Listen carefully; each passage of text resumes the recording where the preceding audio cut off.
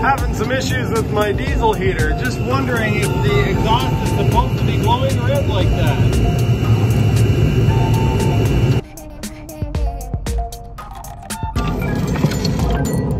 Oh, that's flames.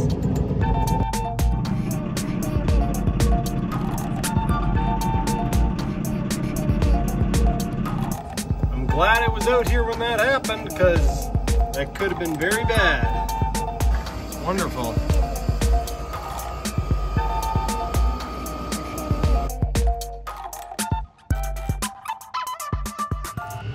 What's up everyone? Welcome to Lowered Expectations. My name is Joel. Before we get into this video, let me start with an obligatory safety warning. I'm going to be trying some experiments in this video. I'm going to be testing some alternative fuels, and I have my heater mounted in a questionable way. So don't do anything that you see me doing just because you saw me do it. Follow all the manufacturer's recommendations, install your heater in a recommended way, safe way, and burn the proper fuel. These things are dangerous, and not doing something properly could mean damage to your property, loss of your property, or loss of your life. Thanks to everyone who's been commenting in the comments sections and giving me recommendations. Even those of you who've been calling me an idiot, I appreciate it. I try to respond to everyone, so if I missed your comment, I apologize. Try again, and hopefully I get you next time. Thanks to everyone who's been giving me recommendations. I won't be trying them in the next couple of videos because this is actually future Joel. The video that you're about to watch was filmed some time ago, and so you guys hadn't actually given me those recommendations yet. This video is not monetized as it hasn't met any of the thresholds yet, so I make absolutely no money off of these videos, even though you guys have to sit through ads. And so if you want to support me, you can do so on Patreon. There is a link in the description below. I also have a Teespring store where I sell merchandise. And you can also watch the videos on my other channel, which is the Joel Arsenault YouTube channel. That is monetized, so if you want to go check that out, link will be in the description below. I think that's just about all I have to say, so let's get into the video. Up there on the shelf is my diesel heater. Over here is the thermostats to my garage. I actually have two thermostats. This is for the floor heating, which is 200,000 BTUs. And if you look at the number on there, which I'm sure you can't see, it is 7.5 degrees in here right now, which isn't too bad considering the fact that it's minus 15 Celsius outside. This is the heater control for my Mr. Heater, which is an 80,000 BTU heater. So the reason why I got this was because a bunch of people on the internet said that you could burn waste oil in them. I've got a bunch of waste oil and I don't have a lot of money. So I purchased one of these things and I have had it apart and cleaned it out at least 3 times. I have a remote in my pocket, which is quite handy dandy because it tells you when your heater stops working. And you're gonna wanna know when your heater stops working because it does it a lot. In just a few minutes, I'm gonna pull this apart and show you guys the nasty that is inside of it, keeping in mind that I just cleaned it out on Saturday and it is currently 11:30 in the morning on Monday. So this was cleaned out less than 2 days ago. And I'm having to clean it again. At least that's my assumption, so let's pull it down off the shelf. Fortunately, that is pretty easy. I am going to turn on a heater because it is cold in here, so pardon the noise. I was just about to pull the heater down off of the shelf and I came across this, which is a pool of oil on the piece of aluminum that I keep underneath my heater. This is the 3rd time that I've found a pool of oil underneath my heater, and it drips out of the intake. When the heater shuts down, doesn't realize that it's shut down, so it just keeps pumping fuel for a little while until it cools off enough that it's like, hey, maybe I'm not running. So yeah, that's exciting. I filled this up last night, went to bed, it burnt that much, and then stopped running. I'm now going to pull out the burn chamber and we'll have a look inside and no doubt have a good laugh about how much carbon there is. Oh my lord. Okay, this is crazy. Oh Oh my goodness. So, I tried burning some methanol in this yesterday, and yeah. This burn chamber was cleaned out on Saturday around 2 p.m. It is currently Monday around 12 p.m., so around noon. And this is the outside of the burn chamber.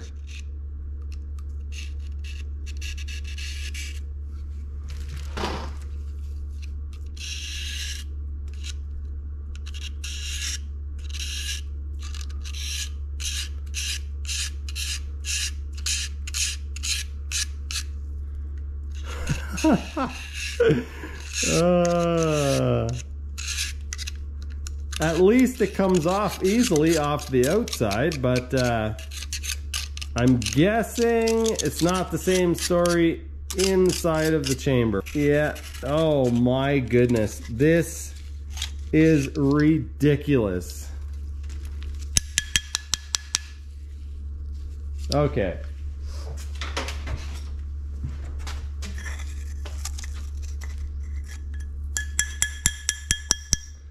Okay, so all of that stuff is kind of cute, but the real reason why it stopped running is this heavier stuff here.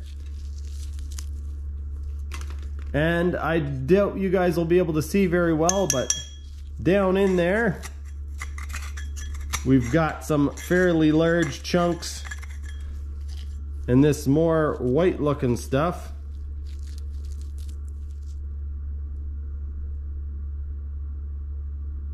Look at that nasty. I now have the main part of the burn chamber completely cleaned out, but the hardest part is actually cleaning behind this ledge at the bottom. I have this 90-degree pick that I used for hooking in behind there, but the carbon is quite hard and it is tricky to break away from there, so it's going to take a while. Also, you need to clean out these grooves in the back. This is where the air comes through to support the combustion. And that normally is not accessible because this plate is actually spot welded or tack welded on there. And so that's why I have taken it off so that I can actually get to these to clean them out. So I tried running it without this thing and it made some really funny noises. I wasn't sure if it was going to burn the fan or cause some issues. So I made this little bracket to hold it on, and so now one of the bolts that holds the chamber in place holds that baffle on.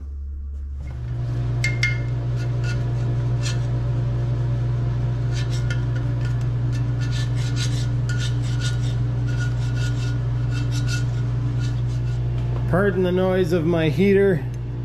I've got the Mr. Heater turned on. I'm pulling out this little screen thing that goes around the glow plug. This apparently is to help vaporize or atomize the diesel as it comes in. This sits around the outside of the glow plug. It's a stainless steel mesh.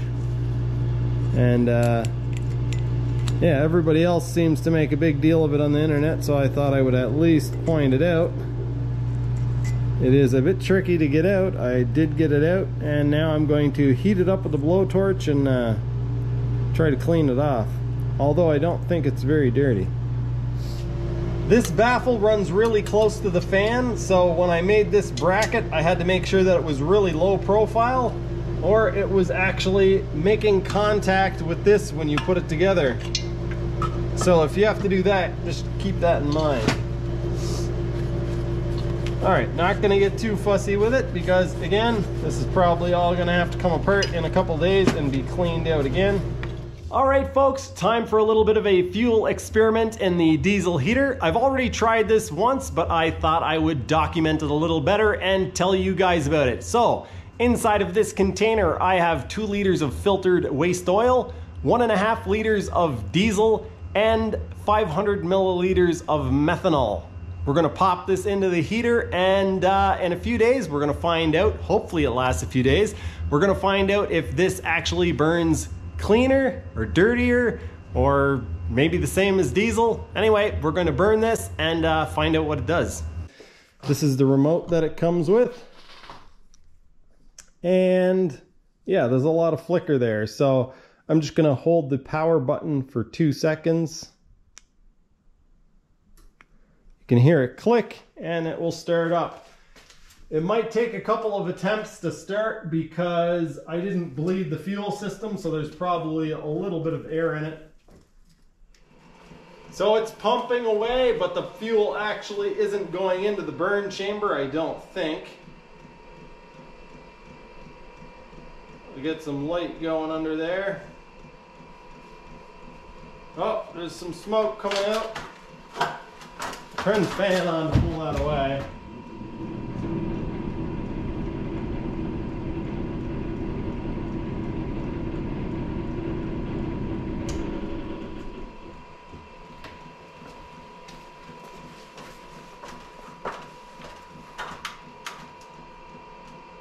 I've already tried to fire it up once and it didn't work. That might be because of the fuel that I have in it, or it might be because it wasn't properly bled. There might have been some air in the system. So I'm gonna try and turn it back on and just hold this power button for 2 seconds and you'll hear it click. Now it's on setting 3. I'll hit the OK button so we can see the temperature. 20 degrees because it's already tried to start once, started off about 13. I have the exhaust run into my garage exhaust system and I don't turn it on, I just let the convection current go, but when it starts off it's cold and some of the exhaust does come down through. Once it's warm, it pulls the exhaust up out, but we might get a bit of a smoke show when it tries to start here. I'll shut up now. This one operates usually at about 200 and between 200 and 210 Celsius when it's up and running. Once it's up over 80, then we know, well, you can hear the pump picking up and the fan speed picking up. Once it's up over about 80, usually it's okay, but it could shut off any second here or blow the flame out. You never know. 72, oh, she's really rocking it up there now.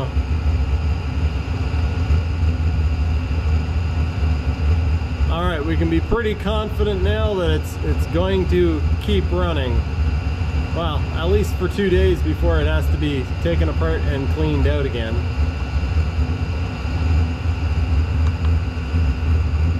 This temperature is supposedly what it is inside of the garage, but it's measured at the control unit. So it's not very accurate because it gets very hot on the unit itself. So it's always reading way too high. 12 volts. That is the number 3 setting. We'll crank it up once it reaches temperature. And once again, 138. That temperature is basically the outside of the burn chamber housing. So the aluminum housing itself has a sensor on it, and that is the temperature. If it gets up to 136, I believe, it will shut down. I caused it to overheat yesterday by playing with it. Less than 12 hours later, and this is what the inside of my heater looks like. Pretty nasty. Let's see if we can poke something in here. I'm guessing this stuff is fairly soft because it forms so quickly.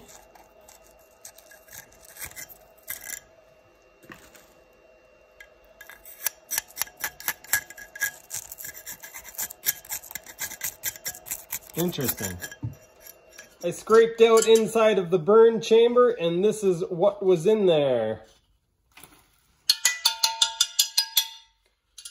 Less than 12 hours of use. First restart was a complete fail. Let's try it again.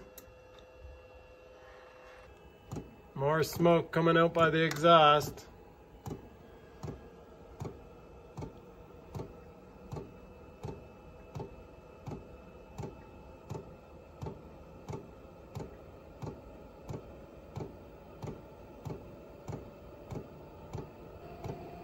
Temperature went up a couple degrees, but it's not lighting. I don't hear it.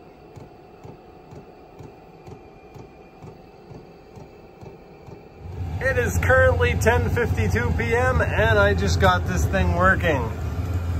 Would I recommend you get one of these things? Not if you're burning waste oil with it. And by 1 a.m. it was acting up again, so I came out into the garage. I took the waste oil out of it, pumped all that stuff out, and put pure diesel in. That's what I have in the tank right now. That is pure diesel. So I ran it overnight and it stopped working. It is currently 11 a.m. on Tuesday. I've already cleaned this thing all out, and I think I might know part of the reason why it's acting up. You guys may remember me saying that I added this arm to hold this baffle in place. I removed the baffle to clean the chamber out the first time I cleaned it, and I said that that ran really close to the fan and would actually make contact with it sometimes. Well, I think that might be part of the problem. Not that it made contact, but the fact that it could make contact. If you guys see the gap between the fan there and the aluminum housing, there is almost no gap there now. Well, when I came out this morning and looked at that, there was quite a substantial gap, and that would make the fan stick out this way, which would bring it closer to that baffle arm, or the baffle bracket. So the reason why I think this is affecting it is because the air gets pulled in there and it gets blown out through this channel on the top there. And if there was a big gap around the outside, it would not build as much pressure to blow air into the combustion chamber. And that could result in it burning with a lot of carbon. So I burnt it last night running on diesel, and it's still carboned up and made a huge mess. So I'm hoping that this is the solution. I'm going to reassemble it now and run it on diesel.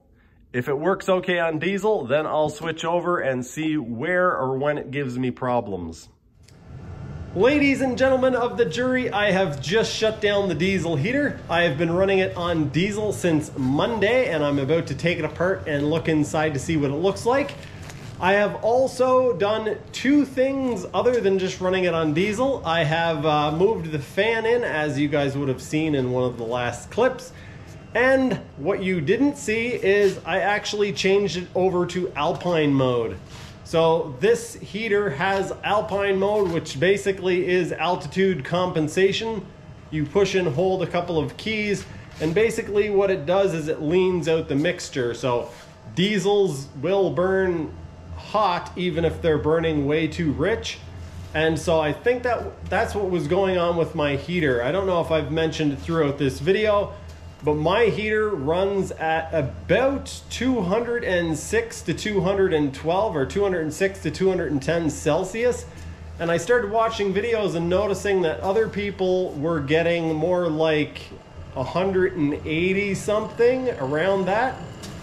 You know what? Maybe it's because I'm not getting enough air and I'm getting an excessive amount of fuel. I'm at 4,000 feet. I'm in Calgary, Alberta, and that means that we have less air. Because we're at 4,000 feet, we have less oxygen in our air. It's less dense, and so we all don't think straight. But on top of that, our vehicles and our heaters don't make as much power, or don't put out as much heat, and they will run rich if they are carbureted or manual instead of fuel injection. Fuel injection will compensate. So anyway, all that to say that I pushed and held a couple of buttons. I've been running it on Alpine mode, which means I've been running it a little bit more lean since Monday. It is currently Thursday afternoon, and I haven't had any problems with it. So I'm going to take it apart, look inside, and see what's going on. Ooh, it looks clean, folks. It looks really clean. I think the diesel actually cleaned it out. Oh yeah. Oh yeah. Wow, that's really good. Okay, so this is what it looks like after, let's see, so Tuesday, Wednesday, Thursday, 3 days of burning diesel. And there's only a tiny bit of black sooty stuff around here.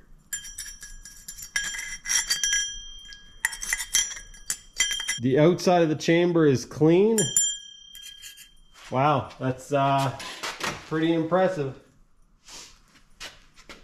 It's actually cleaned up inside of here. Normally this is, yeah, wow. You can hear this thing ticking away, cooling off.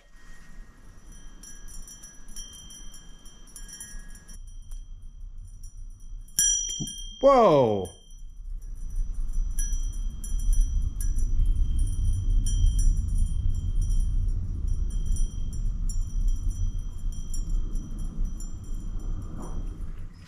I think that's oxidation flaking off the surface or something. So basically, I did exactly what I tell people not to do when modifying something. If you change more than one thing, then you don't know what it was that actually affected the outcome. I suspect that burning diesel obviously had something to do with it because, well, it was made to burn diesel, so that would just make sense. But how much of it was due to the fan being moved in closer, causing it to move air more efficiently, and how much of it was caused by the programming, just injecting a little bit less fuel and getting it to run more lean in that way. We won't know, but what I am going to do now, because I'm almost out of diesel, I'm going to start burning a mix of gasoline and oil. I'm going to start with a 50-50 mix and hope that that works out for me. If you made it this far into the video, be sure to like, comment, and subscribe. And if you didn't like the video, well, give it a thumbs down and tell me why you think I'm an idiot in the comments section. I always like chatting with people no matter what they say, so hit me up with a comment and I will respond if I see it. In the next video, we are going to be experimenting with a waste oil gasoline mixture. I've already got it mixed up in this container ready to go, and so join me next time when we find out if that will work any better. My thoughts are that hopefully this thins it out enough, makes it burn hotter and cleaner, and hopefully we don't have as much problem with junk building up in the burn chamber. As already said at the first of this video, I don't make any money off of these videos. This channel is not monetized. So if you want to support me, there are a few different ways that you can do that. First off, I have a Patreon account, link in the description below. You can get in as low as $1 a month. A huge thanks to Wallace Frey for being my latest Patreon member. Thank you, Wallace. I really appreciate it. I also have a Teespring store, link in the description below, where I have basically jet ski related merchandise that I have designed on my own. And I have another channel called the Joel Arsenault YouTube channel, where I make jet ski related content. So that channel is monetized if you want to go watch those videos. Link also in the description below.